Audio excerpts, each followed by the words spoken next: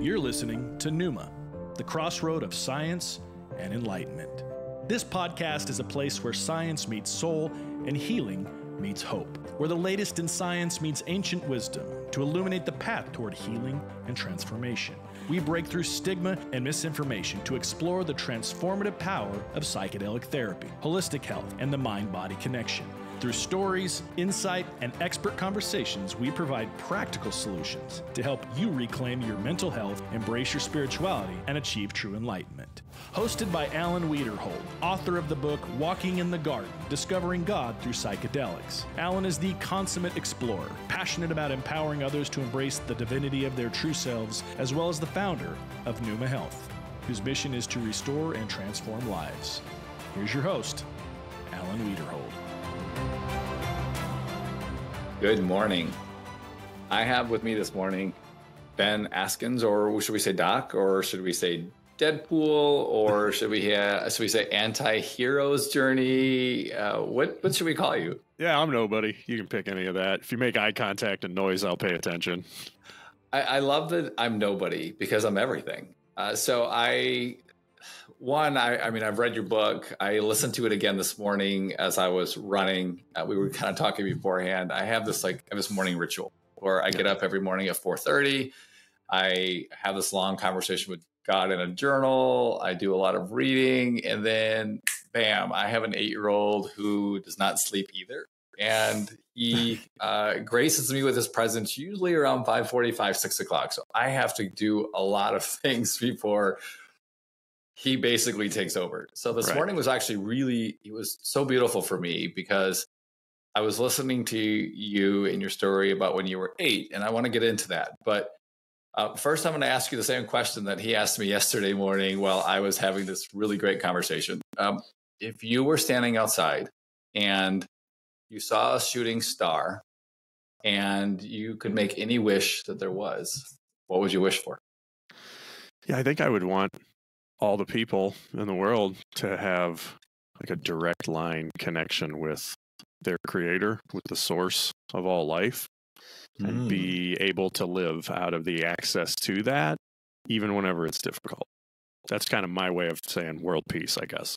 So I asked my wife the same question yesterday, and she said world peace. Yeah, I love your answer way better. So, I'm trying to figure out a method for getting it anyway, Yeah. I actually said, so my son is 8, and he is in this How to Train Your Dragon phase. And he was so beautiful. He sat on my lap and he said, I wish dragons were real. Yeah.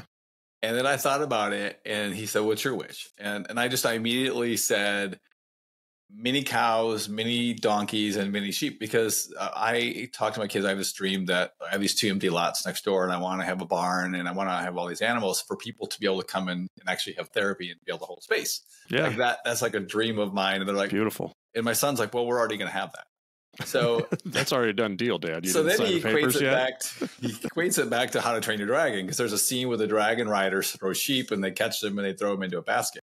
Right. But I love the purity of being able to have that kind of thought process. But for you, when you were 8, things were a little different.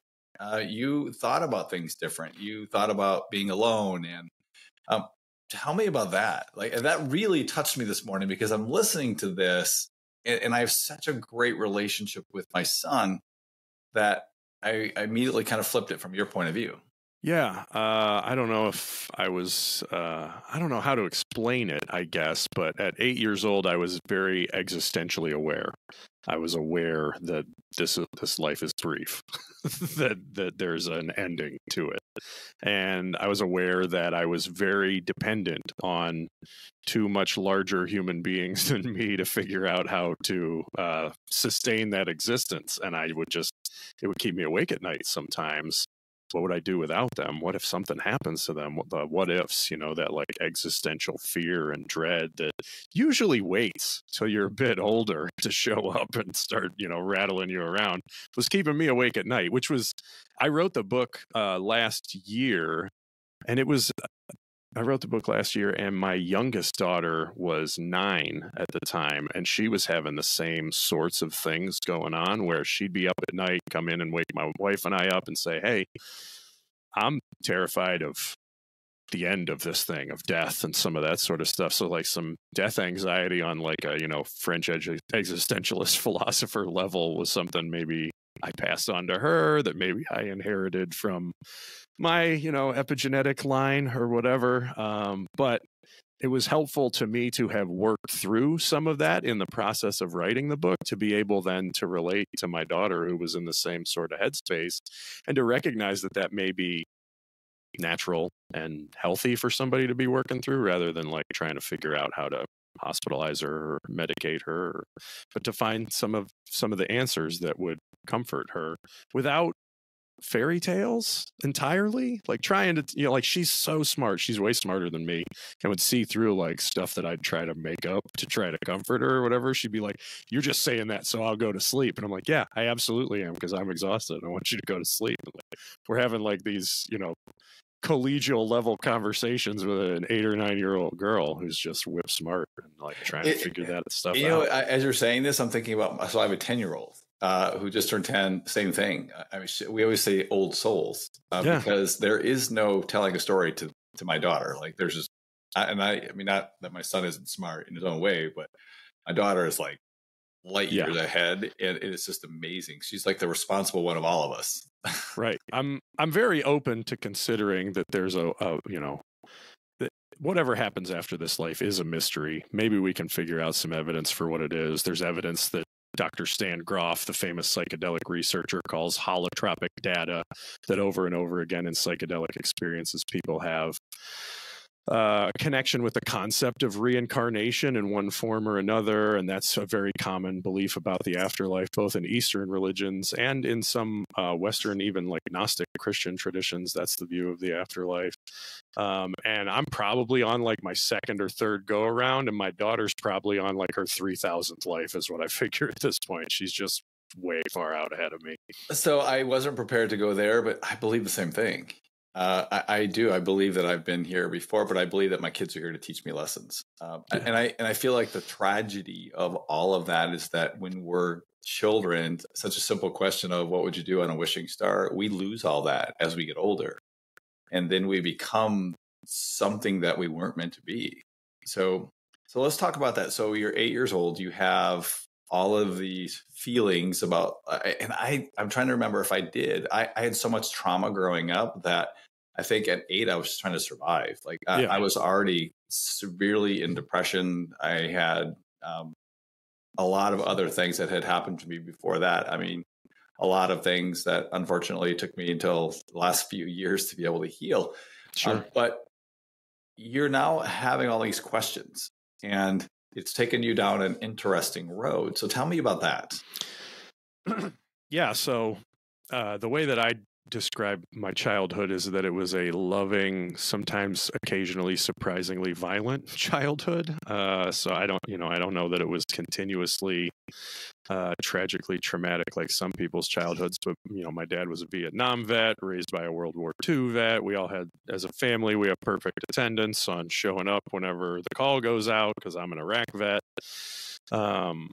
And that may have played a role in it for sure. Was, every once in a while collect a beating for something, and had to figure out what that meant from somebody that loved me. We have very, very similar paths, my friend. Yeah, sets you up to see the world in a unique way, for sure. Yeah. Just wait till we get home. Just wait till we get home. Wait till your father gets home. Yes. Oh, sweet. Can't wait. Love Dad. Yeah. Anyway, so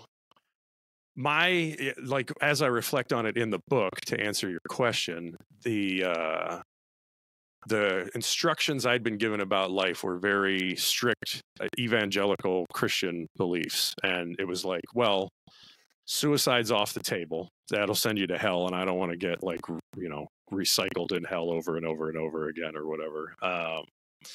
So I'd have to make a plan, begin with the end in mind and know that I'm going to die. So how do I want to die? And then back plan everything from 8 years old out from how I want to die. That was the way I was going to figure out how to live. And I decided the best option was to try to be a hero of some kind. Like my grandfather, my grandfather had been a combat medic in World War II. My dad had been a survival school instructor in Vietnam. They were both, you know, heroes in my mind. And it was like, all right, here's the deal. I don't have to worry about like getting old and dealing with planning for retirement. If I can just die young and beautiful in some far off land having an adventure or whatever, that would be the best way to go about finding a loophole in this like fear of death thing. Was like, okay, I'm gonna die a heroic death somehow or whatever. And just wound up that, for whatever reason, that fairy tale that I told myself gave me enough comfort to like fall asleep whenever I was 8 years old. It was like, all right, fine, I'll figure out a way to die a hero, and then everything will be okay. I'll die before my parents do, and then I don't have to worry about these older humans figuring, you know, like having to depend on them or whatever. And it didn't work out. I failed at that. It never does. I didn't die a hero. I'm still here just being a chucklehead, man.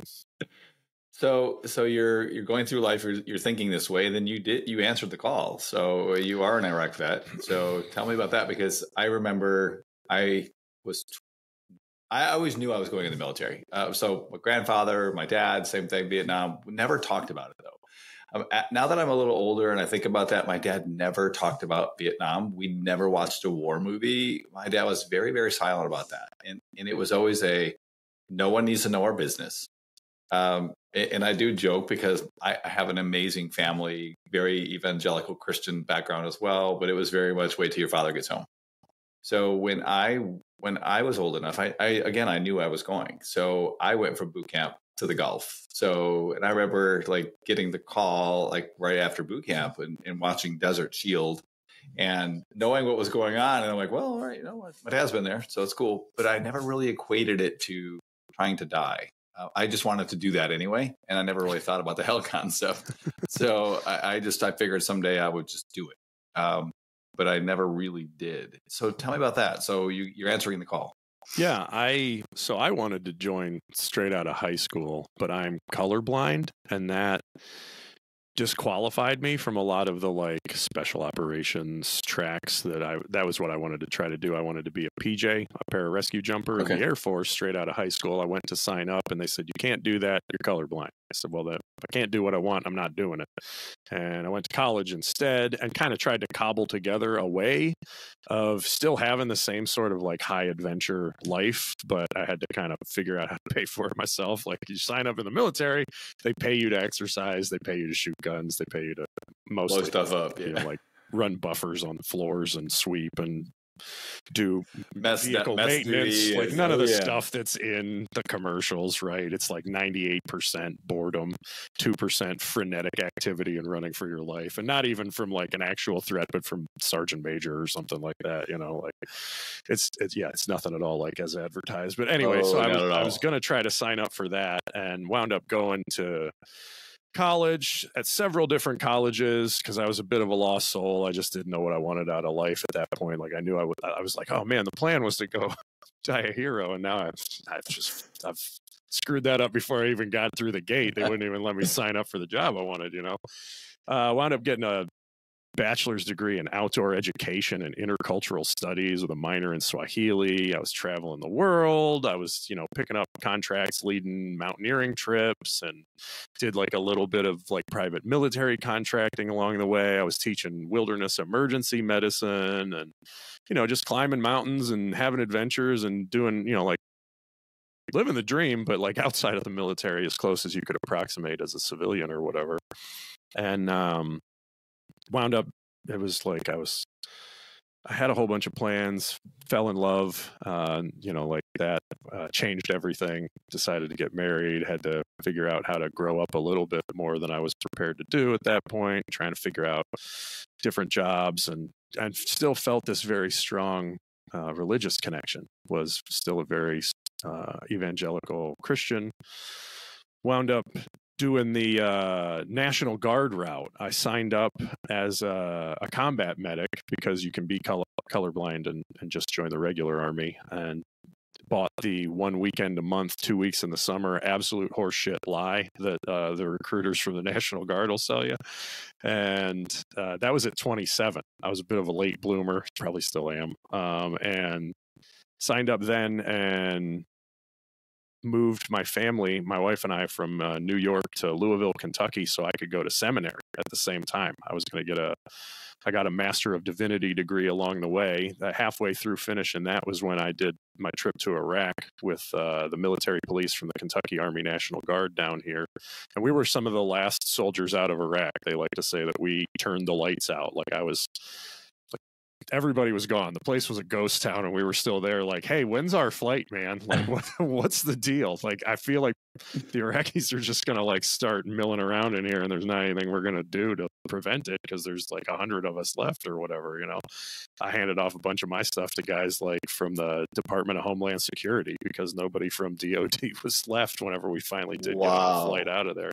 Yeah, it got a little hectic and hairy there at the end, and there's like one story I tell in the book that I don't love. I still don't love talking about. It's pretty crazy. Some of the stuff that happened to me anyway.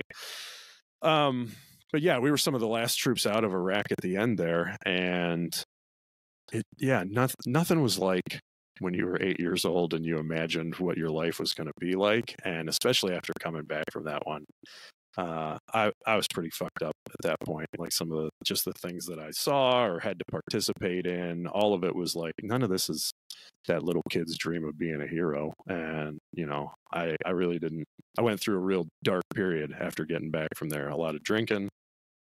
It was a lot like maybe, you know, your description of your dad, where it was how did tough guys handle all of this stuff? We don't talk about it and we drink about it, and then we just, you know, die young from the consequences of living that way, whether it's a, you know, drunk driving accident or just developing liver cirrhosis bad enough that it gets you young or whatever it might be. Or you know, sometimes it's even worse because sometimes you're just alive but dead.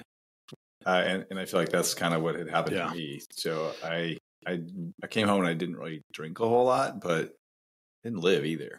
Yeah. And there was a point where my wife actually said a few years ago, like, I love you, but I don't love you anymore. You don't love yourself, and you need to kind of figure this all out. So yeah, I was in a real dark place for about a decade where I was just kind of a shell in a bunch of ways. I was angry. I think that was like would have been the defining characteristic at that point in my life, was just anger all the time underneath. You know, I wasn't processing any of what I'd been through as a kid, wasn't processing any of the way I described it was like I felt like I had run through a minefield for about 30 years and stuff was just blowing up all the time. It was like Wile E. Coyote. Like if I don't look down and see exactly how bloody and battered I am, I'll bleed out and I'll collapse and I can just die without ever looking at any of it, right? And I wasn't allowed to do that. I wound up, you know, having to go and take a look at and render some self-aid and some buddy aid and make some connections where I wound up, I guess to rewind a little, during that period of time, I also was an okay enough combat medic that I got selected to go to the inter-service physician assistant program in the military, which is one of the best kept secrets out there as far as a military opportunity goes. Like I got paid staff sergeant pay to go to graduate school to get a medical license to practice medicine. Like, wow. No debt for that. Most of my civilian counterparts are six figures in debt to get an education like that. And I got paid to go to school to do it. Now, granted, it's a military school, so it's going to be done 1,000 miles an hour and confusing at the same time. It's going to be like, you got a final exam on Friday morning. Also, 4:30 in the morning, we're going on a 5-mile fun run around the upper parade ground. And hey, because it's Halloween, you can wear a Halloween costume for, you know, motivation or whatever. It's like, no, man, I want to cram. I want to study for this exam. Wow. Know? Just silly little games that the military plays with everybody as part of the deal or whatever. But it makes you such a better person. You can certainly endure. I do laugh about it though, because I think when I was active duty first, and then I got out, went to college, and went back in the reserves for 8 years. And very similar to you, I thought, this is it. Like, this is a reserve. Like, reserves are it. These people are all going to get me killed. Like, I mean, they'd never been to combat. They'd never been on a ship. And I was reporting to some of them, and it was like, I would have to kill them first, because at the end of the day, I wouldn't follow you out of a burning building, much less into a firefight. Was how it felt, so being in the Navy, Navy, I did sea first, and then I did Seabees second. So I did all ground, Green Navy after that. But yeah, like doing 203 grenade launch. I mean, being able to draw a fire plan. None of these people had ever done it or seen it. Yeah. So it was. But I found when I got out, civilian world was easy for me to succeed, because in the military you had to cram at 4:30 run and do all the stuff. And here I'm like, wow, man, these people really don't do a whole lot of anything. They really don't stand for anything. I was pretty fortunate, I think. Like, the level of experience varies for sure across the military in general, particularly the reserve components.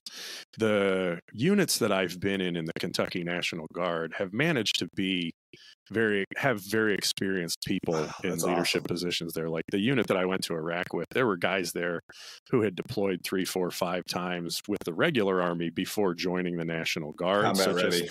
Yeah, I made staff sergeant like overnight, which was too fast, and had a whole bunch of responsibility. I was a platoon sergeant, I was running a bunch of stuff, and I didn't know what I was doing, but there were guys there who I could look up to, and they were like, "Hey, we recognize that you don't know what you're doing, but you're a good dude. We'll help you out." Oh, wow, that's amazing. So I was pretty fortunate as far as that goes to have. I repeatedly stumbled headlong into finding really good mentors along the way. Somehow, it's maybe the only gift that I have. It's like, hey, I don't know what I'm doing. Does anybody? Okay, I don't mind to point out that I'm screwing up. And well, you're ahead of the curve, because most people don't. Or we just try to hide it and fake it. So yeah, I figure everybody can tell anyway. Like, I'm big enough and ugly enough. Everybody's watching this guy fuck up over and over again anyway. I might as well just call myself out for it,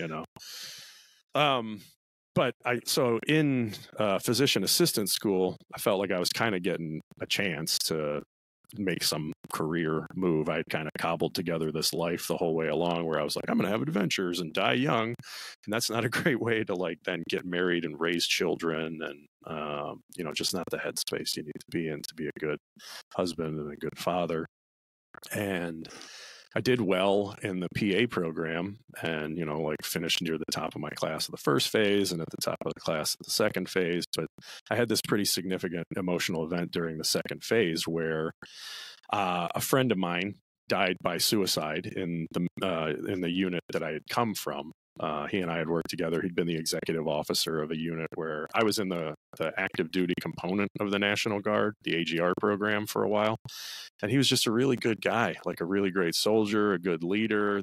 It's hard. Like, there's people who fall off the horse one side or the other, where they're like a real hard leader and you can't come to them with a problem that they aren't going to smash you for. And then there's the kind of softer, touchier, feelier side where you can come to somebody if you got a problem, but like they don't know how to solve it. He was a good leader. He was capable of both, right?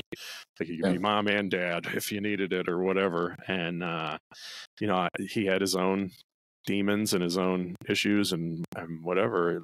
They became too much for him. He decided to call it quits. And did you know? Did you see any signs? I hadn't seen him. I was gone for a year and a half. It had been a year and a half or so since I'd seen him, because I was in the first phase of the IPAP program. Is 16 months long, and we'd moved away a couple months before that. So, the last time I saw him was like during a training exercise. He'd cut his finger, and I bandaged up his finger. I kind of mentioned him in one of the later chapters in my book, kind of the anti-suicide chapter in the book. This friend of mine, and I got the news from a friend of ours that just called me up and said, "Hey, man, Travis, took his life, and just figured you'd want to know." And it's like a lot of things. You don't have the opportunity to grieve it appropriately at the time, because I'm in the middle of like my emergency medicine rotation in PA school, which is just round the clock. You're in the ER, seeing patients and trying to get ready for that big exam at the end of it. You got to pass, like life is just study, and work the whole way through that, 29-month program. So I got up early the next day, went into the emergency room, and right away was confronted by an intentional overdose. This beautiful young lady decided she didn't want to be on the planet anymore. And, I knew what to do in an emergency medicine context there. Like, I was part of the team that intubated her and stabilized her respirations and, tried to figure out what she was on and got her into the intensive care unit, admitted to the hospital and all of those sorts of things. But I know that the prognosis isn't great after both, physiologically, and whenever you ingest a large amount of, medicines that can stop your breathing, there's some, potential for problems with your brain after that going forward. Just the process of being intubated and living on a vent is a high risk sort of thing. Then psychologically, after an initial attempt, the prognosis is also not good. A lot of people will try again after that. And just being confronted right in front of my own face by the same problem that had taken my friend's life recently, was jarring for me. And then because I had the Master of Divinity degree already, I pulled like a little Jedi mind trick on the chief of the emergency room and said, hey, I want to go with the chaplain and I want to sit with the family and see if there's some good that I could do there too. And I don't even know like what was going on in my head to like try to do that, but I just wanted to care for the people that were near to this lady. Like I wanted to participate in more than just her care. And I walked into the room where her husband and her little girl were, like her daughter was my daughter's age. Like he could have been me. This could have been like, it was like looking in a mirror, and it broke me, man. It broke my heart. Like I'm choking up a little bit just remembering it right now. And, I like being confronted with it at that moment, like I sat down with the guy and just spent some time with him, trying to like just commiserate and listen and be available and hold space. Yeah, exactly. And I don't think like he's a young NCO from out of like the 101st or something like that. He's not used to somebody caring about what's going on with him, right? And I think that was impactful nonetheless. And in any event, I said, I had planned on going into like some kind of emergency medicine or primary care or whatever. I'm a bit of adrenaline junkie, and being confronted with that stuff, I decided like right then and there, I want to go into mental health. I want to do something about this. I don't understand it well enough from a medical perspective to feel like I could do much, but I feel like I'm familiar with that headspace. I understand what it's like to not want to be here anymore.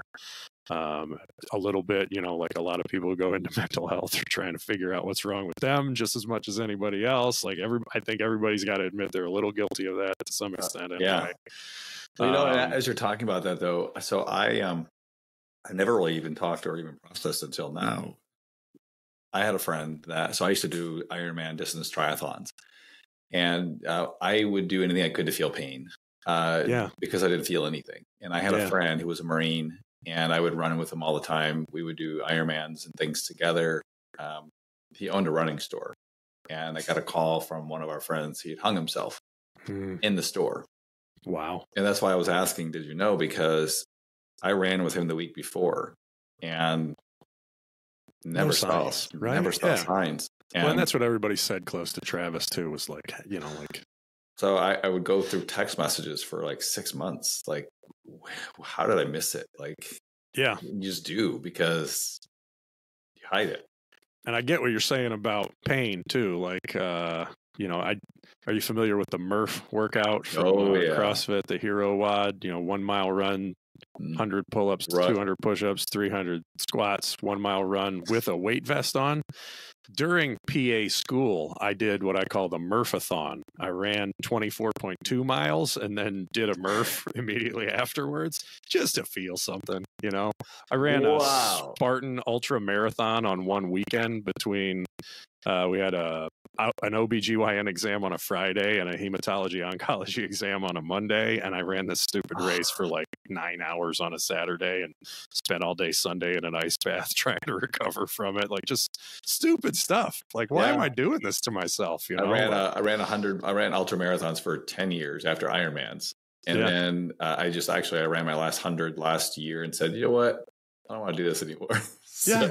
If it's not like everybody's like this, but if I'm being honest, for me, when I was doing a lot of that, it was very self-destructive. I was in this self-destructive headspace, didn't like myself, didn't have much self-worth, wanted to destroy myself, but wasn't willing to go the whole way. So, hey, let's do, Linda from CrossFit or something as hard as we can, and then just lay on the ground. And now I have a reason to cry, and nobody can blame me for it. Or whatever, in hindsight, it's fun because I used to tell people that I wanted to see what I was made of, but in reality, I really wanted to feel. Yeah, because I couldn't feel anything. Yeah, 100%. Thanks for listening to this episode of Pneuma, the crossroad of science and enlightenment. We hope you're enjoying the deep dive into psychedelics, neuroplasticity, and the path to transformation. Before we continue, let's discuss recovery. After powerful experiences, your mind deserves more than just rest. It needs real support. That's where Pneuma Hydrate comes in. Formulated with GABA, taurine, inositol, magnesium, and more, Pneuma Hydrate is designed to help your brain recover faster and support neuroplasticity, giving you the clarity and the energy to fully embrace your journey. Fuel your recovery and elevate your mind with Pneuma Hydrate. Check out pneuma.health to learn more. Now, enjoy the rest of the episode. You're going down this direction of mental health. Yeah, so managed to get a job straight out of school in a psychiatry private practice. A friend of mine from church was a psychiatrist, and he offered me a job. Has been a great, friend and mentor to me, Dr. Bob Stewart, here in Louisville, Kentucky. And he was already doing ketamine infusions out of his outpatient office. He started doing that in, I think, like 2017, which is pretty cutting edge. Very cutting edge. He's an older guy and always stayed right on the cutting edge of the research that came out and was available, and was trying to do the most good for the most people that he possibly could. Just a wonderful man and physician. And he hired me and was teaching me and training me a bunch. And that would have been, I passed the board exams in February of 2020 and got my medical license. And everybody remembers March of 2020 was when the world shut down because of COVID, right? Yep. Which is a super weird time to be starting a medical career. And I wound up, there was a lot of uncertainty about hospitalizing people. So we wound up having people who were pretty acutely suicidal that we would try to manage outpatient using ketamine as a piece of the treatment approach that normally maybe you'd want to put on a 72-hour hold or tried to put into the hospital. It was, questionable. So wound up getting kind of a baptism by fire in a bunch of ways, dealing with that. And still wasn't in a great headspace myself at that point either. Very stressed, still drinking a lot behind the scenes. I'm helping a whole bunch of people with this psychedelic medicine, ketamine, and seeing all these great outcomes and not really thinking like, hey, maybe this is something that I would benefit from. It's typical for people in the medical space. Great caregivers, horrible caretakers. I'm just standing there bleeding all over this person. Like, hey man, that blood's getting in my eyes. Could you apply some pressure, put a bandage on that or whatever? I'll just keep working. No, I'm good. I got you. Don't worry. Silly. Anyway, so about the time I started to get some traction in that role, getting a big enough caseload that contributing to the practice and stuff, I got a notification of sourcing that my National Guard unit was going to deploy to Europe over to Kosovo. I was going to be the, battalion PA for an infantry battalion that was going over there. So got the carpet kind of yanked out from under me a bunch of times along the way in my life. And one more time, here we go. Thanks, Uncle Sam. Shut down, I handed off my part of the practice to another PA who's still there doing a wonderful job, and had to go over to Europe, say goodbye to my family again. It was just really, deployments are difficult regardless of, what the content of that deployment winds up being, if it's highly kinetic or highly not. Just the process is traumatic on families for sure. And actually, that was when I got fully sober, was starting on that deployment. I had a couple buddies who were like, hey, we want to quit drinking. You want to quit drinking with us? They didn't know that I was having a problem at that point. They were kind of asking me to be the one to hold them accountable. And I was like, yeah, that sounds like a great idea, actually. So quit drinking on this deployment to Kosovo. It was best, after about, 4 or 5 months, Like, I got real clear-headed. I was like, hey, this is not great. I've been living in a horrible way, and wound up, getting sober-minded on this deployment, and then coming home and connected with some folks that gave me the opportunity to do some ketamine-assisted therapy for myself. And then the employer there also sent me to the Multidisciplinary Association for Psychedelic Studies, or MAPS, training to do MDMA-assisted therapy for PTSD. It was one of the last cohorts that they ran in October of 2022. So now I get to say that I was one of the last soldiers out of Iraq and one of the first soldiers trained to do MDMA-assisted therapy for PTSD in this sort of weird psychedelic Forrest Gump sort of way that I wind up being in important rooms, if not being an important person anyway. So tell me about that. So ketamine-assisted therapy. You hear a lot about it. You hear a lot of misinformation on that. We'll set MDMA aside. Super passionate about both because I think that's where most of my healing came from. And I was really involved at the federal level this summer. I got to be able to go and share my story with senators and congressmen. And that was that was kind of cool.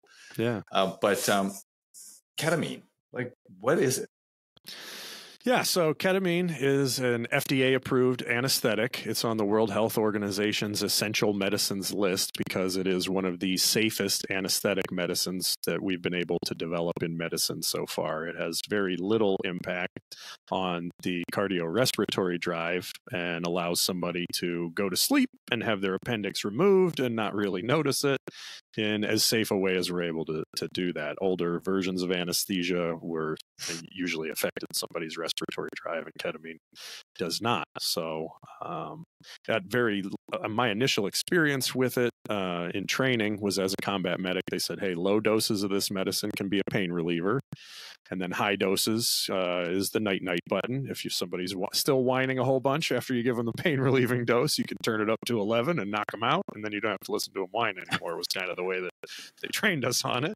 But there's been a building body of literature since about 1999, 2000, Yale University, Yale Medical School published some data around using what they called sub-anesthetic doses of ketamine. There's this window of dosing between real low and real high where there seem to be significant improvements very rapidly in both suicidal intent and depression.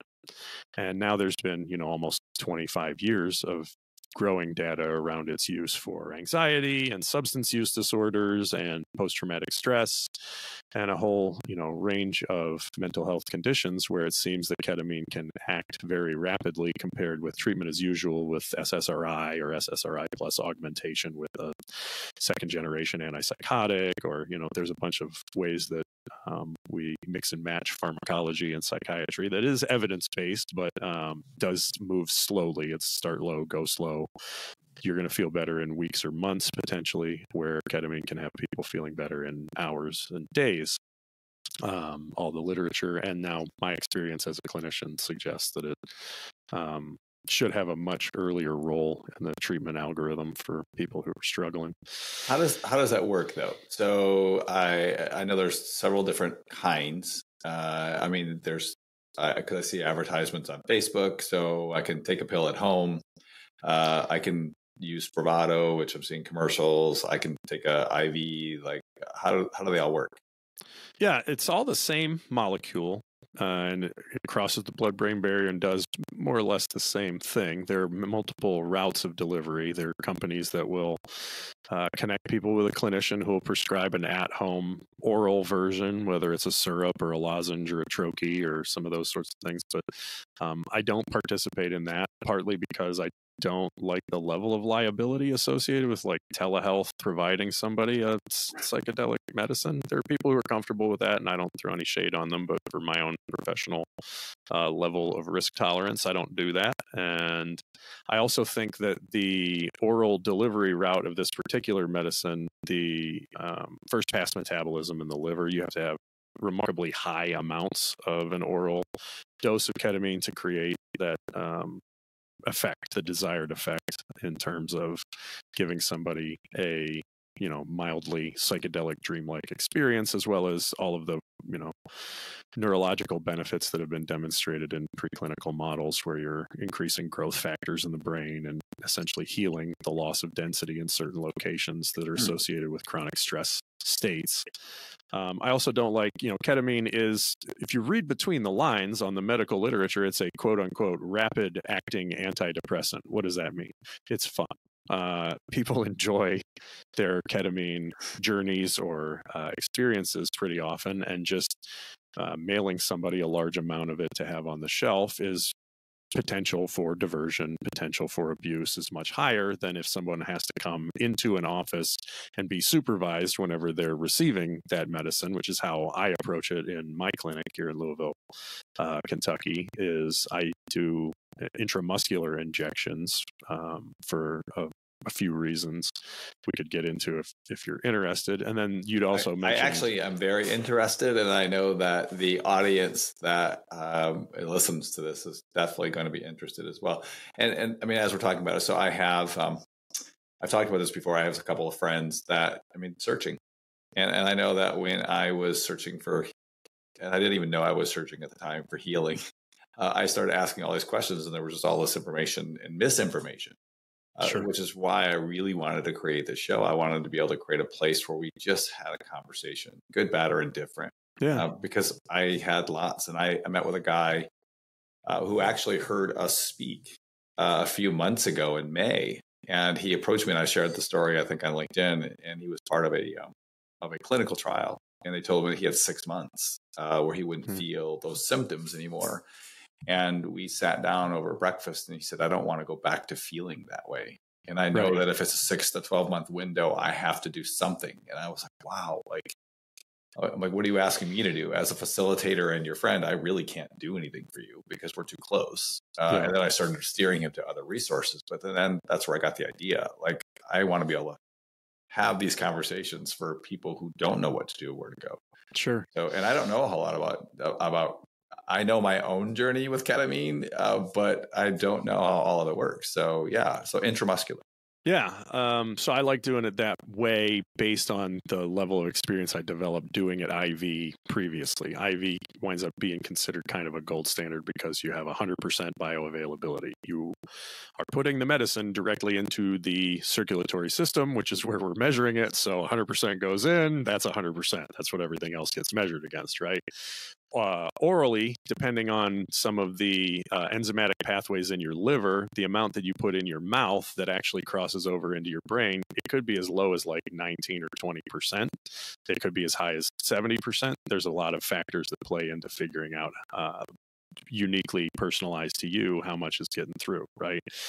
Spravato is the brand only, Johnson & Johnson produced inhalational version of S-ketamine. Every, organic chemistry major out there will recognize that a chemical molecule has a right hand and a left hand. There's the R enantiomer and the S enantiomer. So S-ketamine as opposed to R-ketamine is the only thing that's in Spravato. And why they picked that, S-ketamine has a much higher binding affinity for a particular receptor site in the brain called the NMDA, N-methyl D-aspartate receptor, which has been the target of a lot of research around, hey, is this how ketamine works in mental health?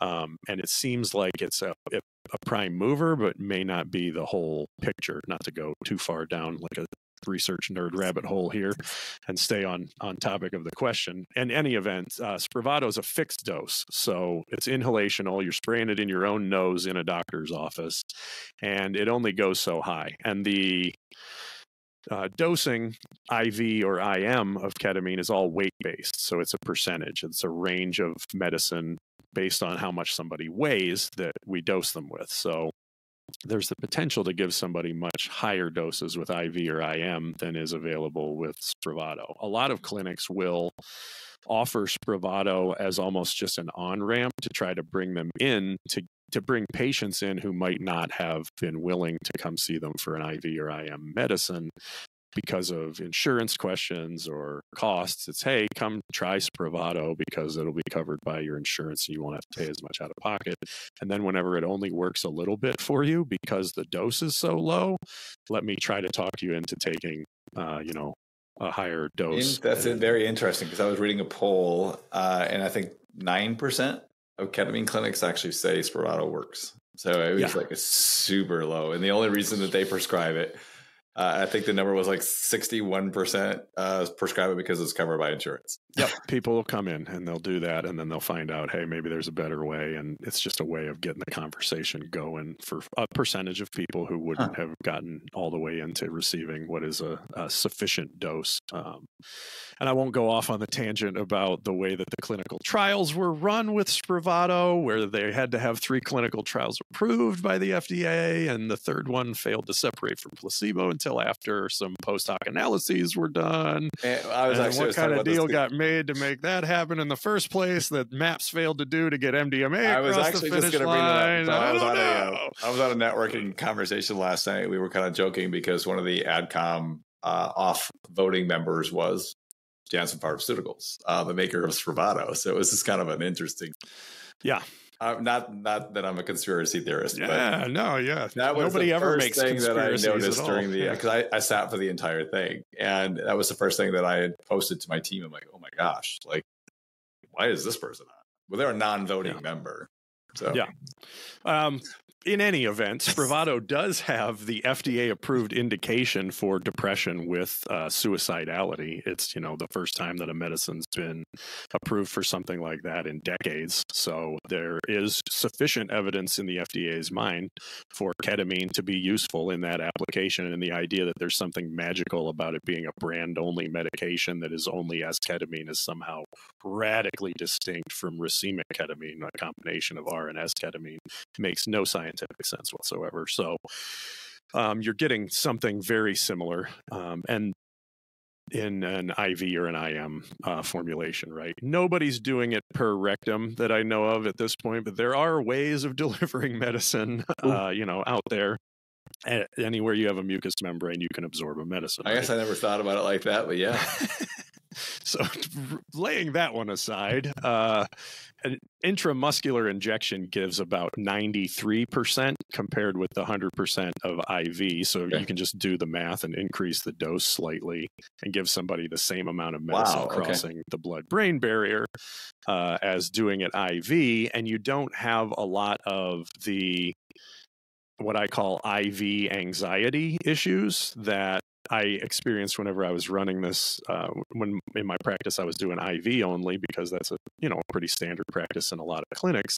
You do have people who are hard sticks. You have people who aren't hard sticks but sure believe they are. Like, there's an anxiety component to a lot of the conditions that people are coming to see me for in the first place that gets turned up to 11 whenever there's a question of, are we going to get the IV on the first try or not? And then even if we do, they're hooked up to an IV pole, and there's a lot of anxiety about accidentally removing a catheter, or sometimes people, they want to move around whenever they're getting a ketamine experience. They're waving their arms, they're, moving in the chair, whatever the case might be, and they dislodge it. And by giving, you can, divide doses, and if you understand how, pharmacokinetics and pharmacodynamics work, you can dose intramuscularly in a way that creates the same area under the curve type experience as an IV dosing session, but with, just a couple injections instead of all of the goofing around with an IV in the first place. So once I got experienced enough and talked to some other people who'd been doing this longer than me, who all were saying, yeah, we stopped doing it IV, we do it IM only now for all of these sorts of reasons. I said, wow, that's really smart. I'm just going to keep doing it that way from now on. So there's a lot of people who get, a lot of clients I see who've only done it one way before, and people just get attracted and drawn to the way that they've always done it. But when I explain it to them that way, you're Bluetooth hands free if we do this IM instead of IV, after the initial experience, they're like, yeah, this makes perfect sense. Wow, that's a really good analogy that I never even considered. So it's Bluetooth. So. Yeah. So walk me through, like, what does that look like? So I come see you. I have all these issues that I've had for years, and then Doc, you and I sit down, and what? Like what can I expect? We do an initial psychiatric diagnostic evaluation, which wouldn't be that different from any other psychiatrist office that you would go see. We sit down for an hour to an hour and a half, and we just go through your medical and mental health history. And at the end of that, I make treatment recommendations. Okay. It just happens to be that I'm familiar enough with and offer ketamine as one of the tools in the tool belt that I have that a lot of people wind up coming to see me for in the first place. But I also prescribe medications whenever it's appropriate. I also do just talk therapy whenever it's appropriate. I do, what I call performance mindset coaching as well. There are people who come to see me who are very acutely suicidal, and there are people who come to see me who are professional athletes and CEOs. And, there's a lot of the same sort of tool sets available, just oriented towards the particular problems that somebody's having that can help somebody who's in that left tail of the bell curve and doesn't want to be here anymore to get back into, the middle to right half of the bell curve feeling pretty good. And then people who are in the top 3% that want to be in the top 1%, a lot of the same, conversations just oriented towards, problem solution finding. It winds up being what I do a lot of the time. So in any event, we spend an hour and a half talking and figuring out what's going on with you. And then I make whatever recommendations professionally I think are appropriate. And that doesn't always mean ketamine, and it doesn't always mean working with me either. I'll refer people out all the time where I say, hey, I think you should go down the street and talk to my friends that do transcranial magnetic stimulation. I think that would actually work much better for you given exactly what you're presenting with. Or, hey, you've tried some of this stuff already. Like, we need to go a different route altogether. And I try to be as holistic as possible. There's a lot of developing research in the area of what's called metabolic psychiatry, where diet and exercise and sleep and all the things that you'll hear about on the Huberman Lab podcast and the Peter Attia Drive and all of those great podcasts, I try to incorporate as meaningfully into things as possible. And over again, I wind up using ketamine as a way to help somebody get a reset and get a break period here. The way that I also do it a lot of the time is that's distinct whenever I decide, yes, ketamine-assisted therapy would be appropriate for you, is I do the induction over a 6-week period of time rather than over 2 or 3 weeks. A lot of clinics, based on the clinical trials, which were usually run in 2 or 3 weeks' time, will do an induction phase where you come in Monday, Wednesday, Friday for 2 weeks and you get 6 ketamine infusions. It's pretty standard in the industry. That's a lot. Yeah, and that's why I don't do it that way. Is I did it that way for a while, and it winds up being somebody needing to take 2 weeks off of work, and the amount of disruption to their life in order to get this treatment. If some of them were lucky to break even on it, yeah, I feel a whole lot better, but now I'm 2 weeks behind at work, and I've checked out of my family for a while, and like, the juice wasn't worth the squeeze, doc. I don't know if this helped me or not, all things considered. Right. So instead, I'll do a ketamine medicine session on a particular day, and then a day or two later, we'll do what I call an integration session, which is a ketamine used version of the MDMA protocols that MAPS developed for, combining preparation and medicine and integration therapy in a cycle. And I see a lot better outcomes whenever ketamine's combined with therapy, and we're doing the work of trying to figure out what's going on with somebody and the changes that they need to make in order to start to improve their lives, and they get the support and the care and the accountability associated with a therapy relationship. And spreading it out across 6 weeks is less disruptive to most people's lives. They only have to take a few hours off of work each week rather than, an extensive amount. And also all of the research around habit change and changing, like James Duhigg's famous book on the power of habit, everything suggests somewhere between 30 and 45 days of not doing one thing and starting to do something else instead is how you change habits. And by allowing somebody to take 6 weeks worth of time to constantly be working on changing some of the habits of thinking, emoting, relating, and behaving, they wind up sticking a whole lot more thoroughly, so that they have to come back to see me less often for maintenance ketamine therapy than in a lot of other places.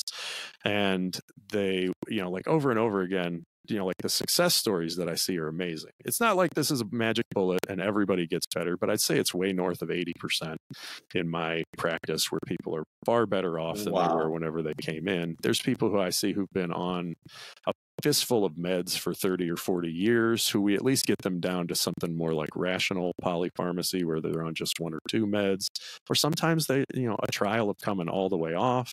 I taper people off of benzos. I taper people off of Ambien and other Z drugs at night during that period of time, because they know that they're being well supported in terms of the ketamine doing what it's going to do in terms of upregulating growth factors, growing new neurons, being anti-inflammatory, and all of the dark thoughts go quiet for a lot of people. The anti-suicidal properties of ketamine are very valuable in that regard.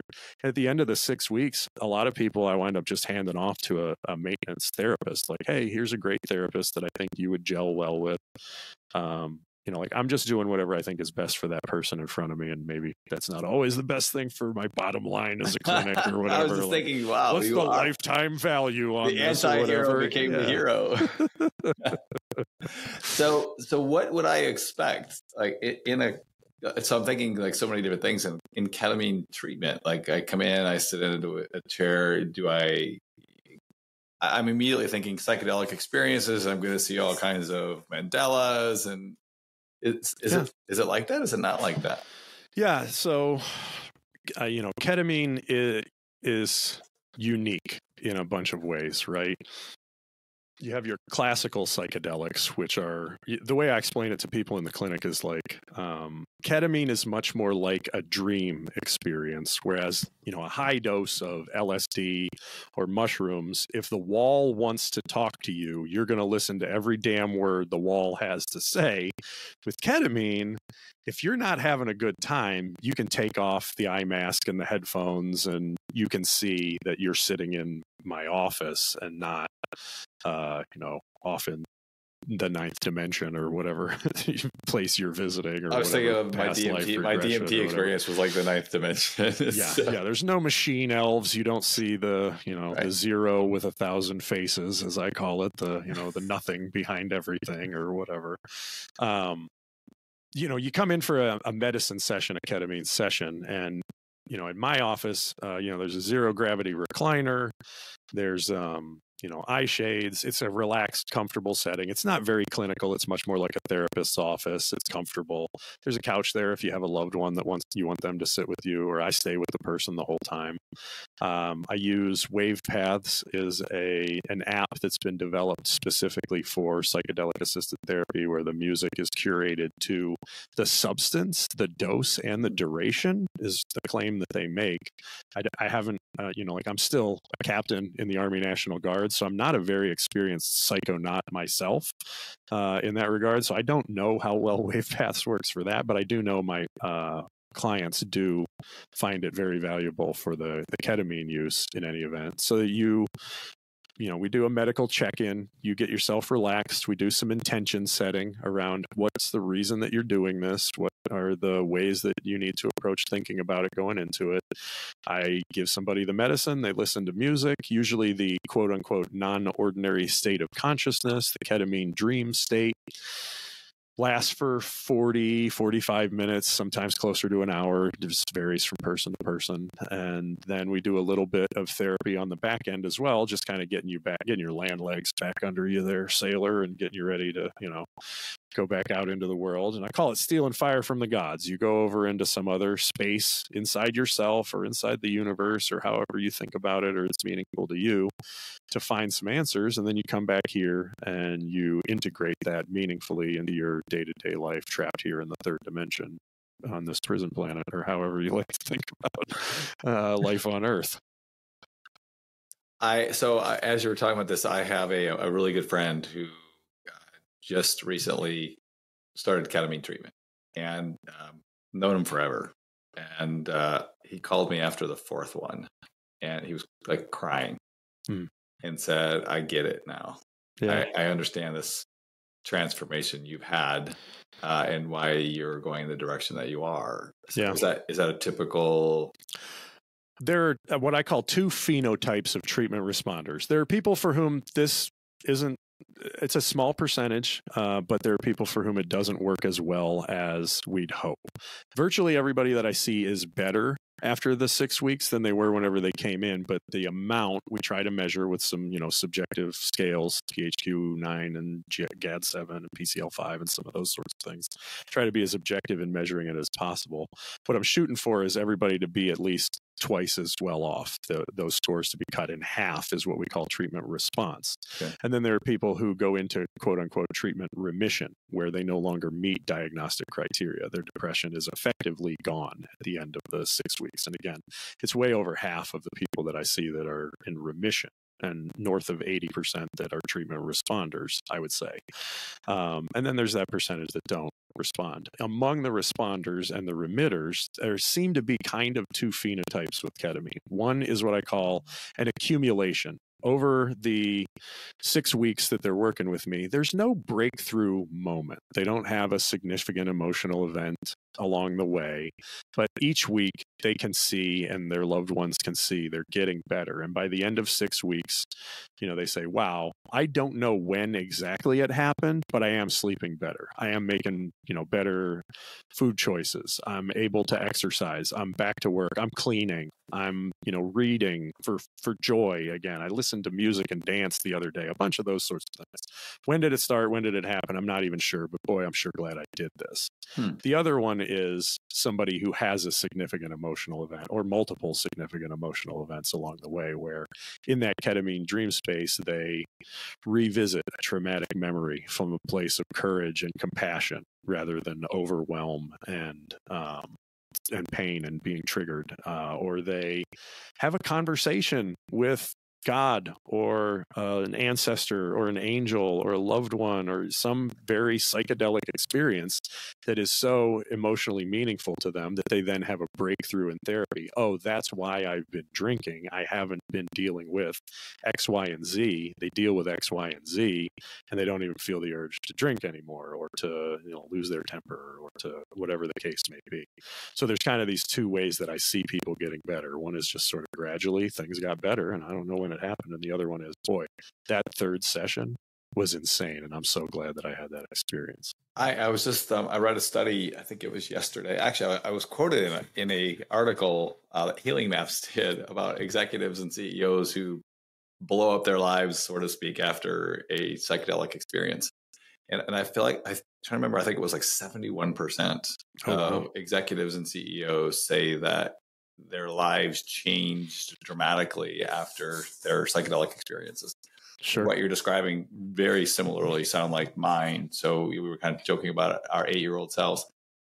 In my first experience, I actually saw, and I shared this in my book, I was 4 years old. I saw a fight between my mom and my dad. And I had no idea that shaped my entire life thought process about success. And I just kept moving the needle because I didn't want that to happen to me. And when I confronted that,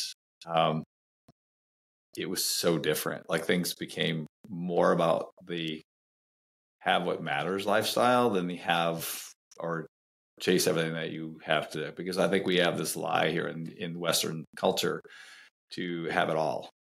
And I think there comes a point where you have what matters. Yeah, you have enough. Yeah. That 8-year-old conversation with my son in the morning is more important to me. We're cold plunging today. So it was just so I cold plunge every morning, and he rode the bike next to me while I was running. Nice. Then we went outside and I cold plunged at 48 degrees for 4 minutes. And then he got in and I'm laughing and I'm videoing him because this is so beautiful to watch. Nice. Yeah, and that's good stuff. I said that to him. I said, we're in a point now where we have what matters. So, and family is what matters. Yeah. Yeah, absolutely. That's a beautiful thing. I can only trick my kids into doing some of the crazy stuff I like to do, like 1 or 2 times, and then they're like, "Nah, I'm not doing that again." That was too. My daughter would never do it. My son, he watched me he watched me basically melt down at my 100 last year. It's at Altitude Zion National Park. I'm literally dying.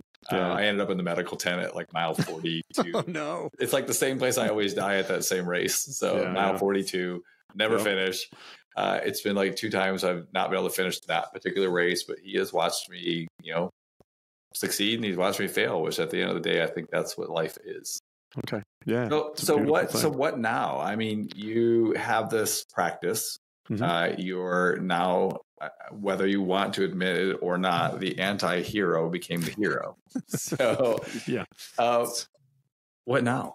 It's tough to escape that hero's journey cycle seems to be woven into the fabric of our universe at this particular juncture. But I feel like you have learned, though, that you're not the only hero in your journey, which I think is the problem most of us have, is that we think we're the only hero in the journey.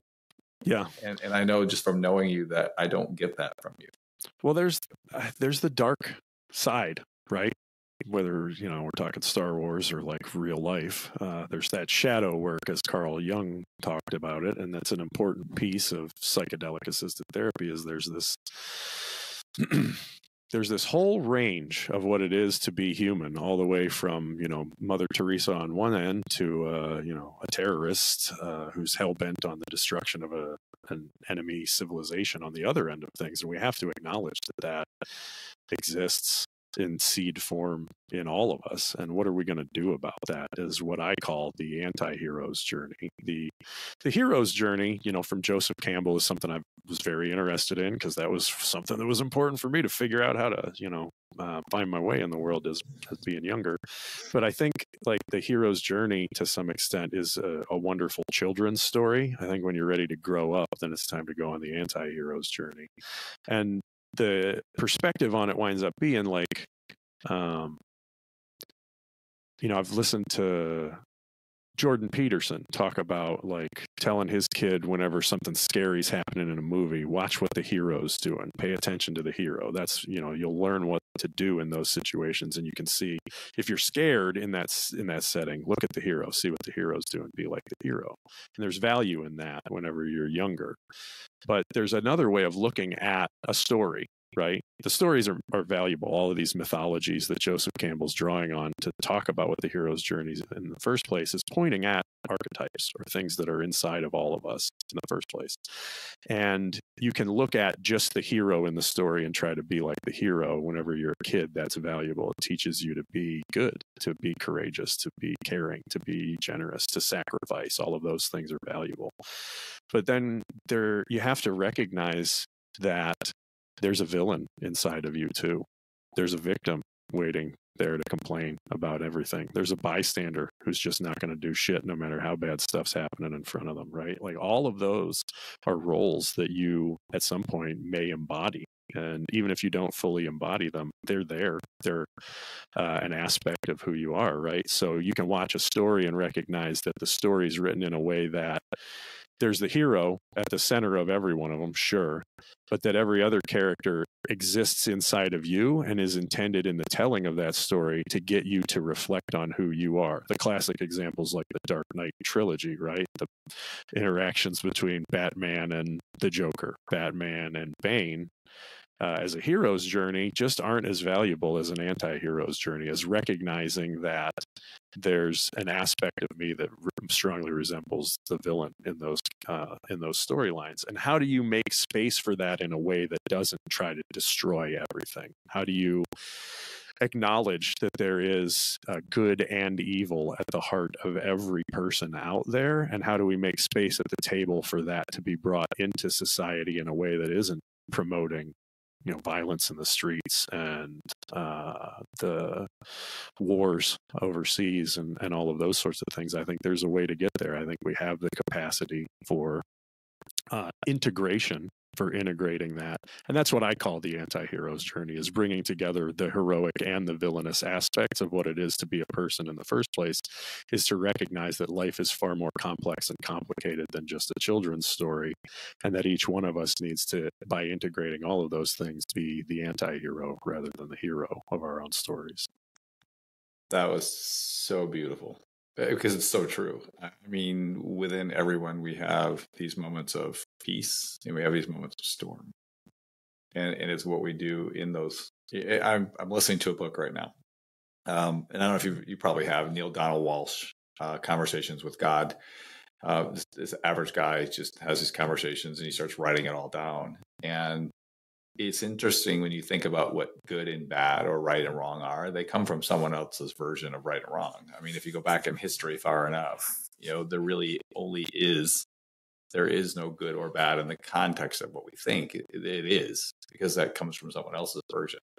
And it's an interesting perspective, because when you're able to give your permission, which sounds like you're doing, you're giving yourself permission to look at the not so good inside of you and to understand what it is, so that you can bring about that change. Right. I love that, because the anti-hero is almost a servant.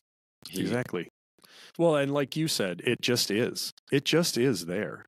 Whether you acknowledge it or not, it's an aspect of how you show up in every circumstance. There's a villain hanging out in there, and you want to deny it, stuff it down into your shadow, and then that winds up being something that, Jung would have said you project. You just project your shadow onto somebody else, and then they become the bad guy. And it's okay to hate those people over there because they're so different from me. While, over here's all heroes and just good guys and whatnot.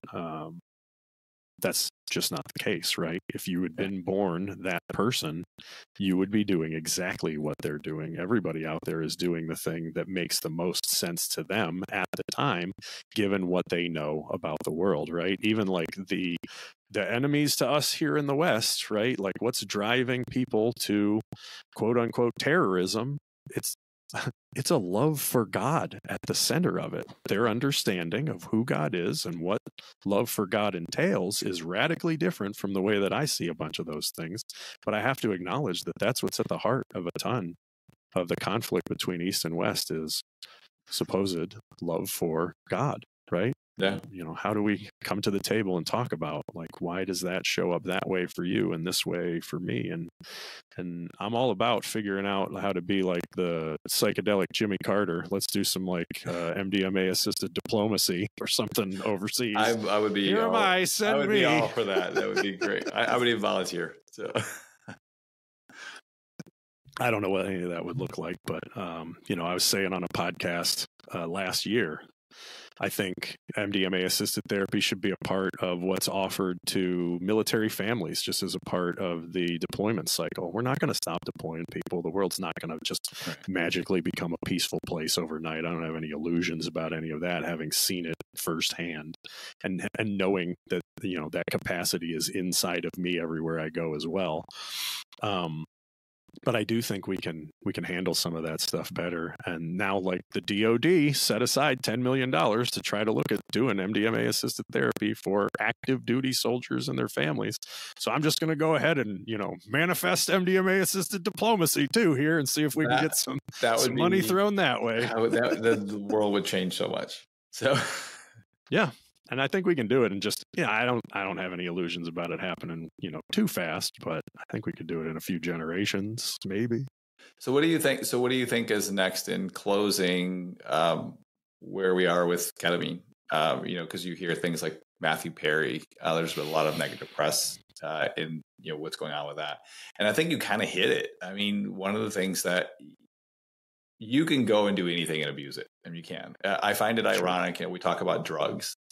And that was really, I think, kind of the frame that I always share in my stories is that, when I was at the worst, lowest part and my friends were turning to assisted therapy with psychedelics, I said, no, they're drugs. No, they're not godly or not Christian. And my doctor actually said, dude, I give you drugs from a lab that I have no idea where they come from. And he's like, this doesn't even make sense, this argument. And I remember coming home like, I got nothing. Like I have no frame for that. And I'm like, I'm in the healthcare business. And I'm like, okay. So it was life changing for me. But there are still people out there who have these pretexts that, Matthew Perry, ketamine killed him, or that psychedelics are wrong, or there's tons of stories. So yeah, I mean, welcome to planet Earth, where nothing is a non-zero risk factor, right? Like everything's got sharp edges around here. Like you can fall from standing height and die. It happens sometimes. Like this is a risky place to do business. It's just being on planet Earth in the first place. And yeah, absolutely. We find a way to abuse anything. Like, obesity is an epidemic at this point. Food is amazing. What a beautiful gift. I want it all inside me now, right? Like that happens, right? We can figure out a way to makes anything harmful. So it's an important thing. Like I learned in Sunday school about what's called structure and direction. All of the structural things, all the things that are part of the created order of the universe are inherently good, but we orient them in a whole bunch of different directions. And what direction you point it in matters. That's the difference between whether it's you're using your power for good or for evil. Or like I like to think from now on, I only use power for good or for awesome. Is what I'm committed to at this point. But yes, you can take that structurally good thing, medicine, food, water, land ownership, whatever you want, and you can orient it in a direction that is just shooting yourself in the foot. And I think that there's plenty of examples of that, Matthew Perry being one that has grabbed headlines recently. And unfortunately, I think that's an obvious example of an unfortunate situation where people, took advantage of someone, and the outcome was tragic. And I think there's plenty of ways to very easily prevent that by just keeping things out in the daylight, being above board with it. There are, standardized protocols created by, whole hosts of medical professionals who just want good things in the world as much as they're aware of it. And following those sorts of things, like there's a way to do this safely, intelligently, and with as little risk as possible, and then acknowledging that the risks are there and attempting to mitigate them rather than pretending that they don't exist is the best way forward. And I think you kind of alluded to it earlier on. I mean, that's why you have people come into your office. So because if it's done at home or it's done outside, there's lots of abuse. When this whole story came out, I immediately thought of the Slacker family. They purposely knew that opioids were dangerous. Right. Yet it became the fourth sign. So somehow that was okay. And now we're going to vilify ketamine and the amazing work that has been going on. And then even further back, like vilifying MDMA, which we all know was used in the 70s and the 80s for family counseling and therapy long before it became a party drug.